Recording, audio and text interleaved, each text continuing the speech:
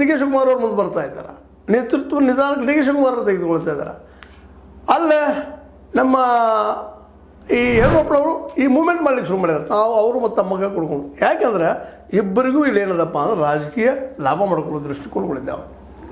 ಮೊದಲನೇದಾಗಿ D K Shivakumar ಅವರು ಸಿದ್ದರಾಮಯ್ಯ ನಂತರ ಯಾರು ಅವನು ಉತ್ತರ ಹುಡುಕುವಂಥ ಕೆಲಸ ಮಾಡ್ತಾ ಇದ್ದಾರೆ. ನಾನು ಇದ್ದೀನಪ್ಪ ಇಲ್ಲ, ಇನ್ನಾರು ಇಲ್ಲ ಅನ್ನುವಂಥದ್ದು. ಯಾಕೆಂದ್ರೆ ಈ ಮೂಮೆಂಟ್ಗಳೆಲ್ಲ ಮುಂದಾಳತ್ವ ವಹಿಸಿದ್ರೆ ಸಹಜವಾಗಿ ನೇತೃತ್ವ ಬಂದು ಬಿಡ್ತದೆ. ಅದು ಆ ದಿಶೆಯಲ್ಲಿ ಅವ್ರು ಲೆಕ್ಕ ಹಾಕಿದ್ದಾರೆ. ಯಾಕಂದ್ರೆ ತಮ್ಮ ಕಾಂಗ್ರೆಸ್ಸಲ್ಲಿ ತಮ್ಮ ವಿರೋಧಿಗಳನ್ನು ಹಣಿವು ಲೆಕ್ಕ. ಅದರಲ್ಲೂ ಸತೀಶ್ ಜಾರಕಿಹೊಳಿ ಅಂತ ನೇರವಾಗಿ ಕದನ ಕಳೆದು ಬಿಟ್ಟಿದ್ದಾರೆ. ನಾನಾ ಮುಖ್ಯಮಂತ್ರಿ ಅಂತೇಳಿ, ಮುಖ್ಯಮಂತ್ರಿ ಸ್ಪರ್ಧೆ ಅಂತೇಳಿ ಒಂದು ವೇಳೆ 2.5 ವರ್ಷಕ್ಕೆ ಸಿದ್ದರಾಮಯ್ಯ ಇಳಿದು ಬಂದು ನಾನಾ ಮುಖ್ಯಮಂತ್ರಿ ಅಂತ ಹೇಳುವಂಥ ಪ್ರಸಂಗ. ಅದಕ್ಕಾಗಿ ಡಿ ಕೆ ಶಿವಕುಮಾರ್ ಅವರು ರಭಸಲೆ ಬರ್ತಾ ಇದ್ದಾರೆ. ಅದೇ ಕಾರಣ ಅಲ್ಲೂ ಹಂಗೆ ಅಧ್ಯಕ್ಷ ಸ್ಥಾನ ಸ್ವಲ್ಪ ತಿಕ್ಕಾಟ ನಡೆದದ. ಆ ತಿಕ್ಕಾಟವನ್ನು ಮುರಿಸುವಾಗ ವಿಜಯೇಂದ್ರ ಅವರು ಈ ಮೂಮೆಂಟ್ನ ಶುರು ಮಾಡಿದ್ದಾರೆ. ಅಲ್ಲಿ ನಾವು ಬೆನ್ನ ಹಚ್ಚಿ ಬಿಟ್ಟಿದ್ದಾರೆ ಬಿ ಜೆ ಪಿಗೆ.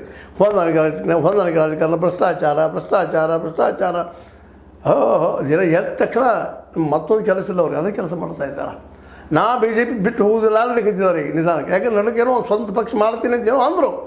ಅದಕ್ಕೆ ತಮ್ಮ ಬೆಂಬಲಿಗರು, ತಮ್ಮ ಜೊತೆಗೆ ಬಂದಂಥ ಈ ಒಂದು ವಿರೋಧಿ ಗುಂಪ, ಇಲ್ಲಪ್ಪ ನಾವು ಬರೋದಿಲ್ಲ ಬಿ ಜೆ ಪಿ ಬಿಟ್ಟರೆ, ನೀವು ಬೇಕಾದ್ರೆ ಒಬ್ಬರಾದ್ರೂ ಹೋಗ್ಬೋದು ಅನ್ನೋಂಗೆ ಕೈ ಕೊಟ್ಕೊಳ್ಳಿ. ಮತ್ತು ಅವ್ರನ್ನ ಬಿ ಜೆ ಪಿ ಆಗದರಿ ಅನ್ನುವಂಥ ಮಾತು ಹೊರಡಿಸ್ತಾ ಇದ್ದಾರೆ.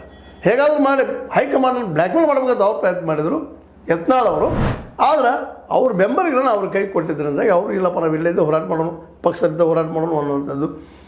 ಯಾಕಂದ್ರೆ ಈಗಾಗಲೇ ಕೆ ಎಸ್ ಈಶ್ವರಪ್ಪನವ್ರ ಪರಿಸ್ಥಿತಿ ಏನೋ ಇದು ಗೊತ್ತದ ಅವ್ರಿಗೆ. ಬರೀ ಕೇವಲ ಹಿಂದುತ್ವ ಹಿಡ್ಕೊಂಡು ಹೊರಟ್ರೆ ಜನ ಬೆನ್ನು ಹತ್ತುದಿಲ್ಲ ಅನ್ನೋದು ಈಗಾಗಲೇ ಸ್ಪಷ್ಟ ಆಗಿದೆ. ಶಿವಮೊಗ್ಗ ಇವತ್ತು ಪೂರ್ತಿಯಾಗಿ ಒಂದು ಏನಪ್ಪ ಅಂತಂದ್ರೆ RSSೀಕರಣ ಆದಂಥ ಏರಿಯಾ, ರಾಷ್ಟ್ರೀಯ ಸ್ವಯಂ ಸೇವಕ ಸಂಘದ ವಿಚಾರಗಳಿಂದ ಪ್ರಬಲವಾಗಿರ್ತಂಥದ್ದು. ಅಲ್ಲೇ ಅವ್ರಿಗೆ ಹಿಂದುತ್ವದ ನೆಲೆಯಲ್ಲೇ ಈಶ್ವರಪ್ಪನಿಗೆ ಮತಗಳು ಬರಲಿಲ್ಲ, ಬಿದ್ದು ಬಿಟ್ಟರು, ಡೆಪಾಸಿಟ್ ಕಳ್ಕೊಂಡು ಜಾಸ್ತಿ ಆಯ್ತಾರೆ ಅವರು ವಿರೋಧಿಗಳು.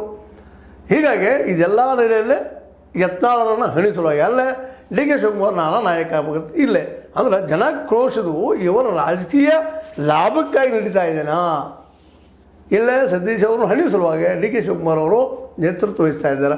ನೋಡಿ ಸಿದ್ದರಾಮಯ್ಯ ಇಲ್ಲ ಇಲ್ಲಿ ಮಾತಾಡೋಕೆ ಮಾತಾಡಿರ್ಬೋದು, ಬಟ್ ಹೆಚ್ಚಿ ನೇತೃತ್ವ ಡಿ ಕೆ ಶಿವಕುಮಾರ್ ತೆಗೆದುಕೊಳ್ತಾ ಇದ್ದಾರೆ. ಅದೇ ಕಾಲಕ್ಕೆ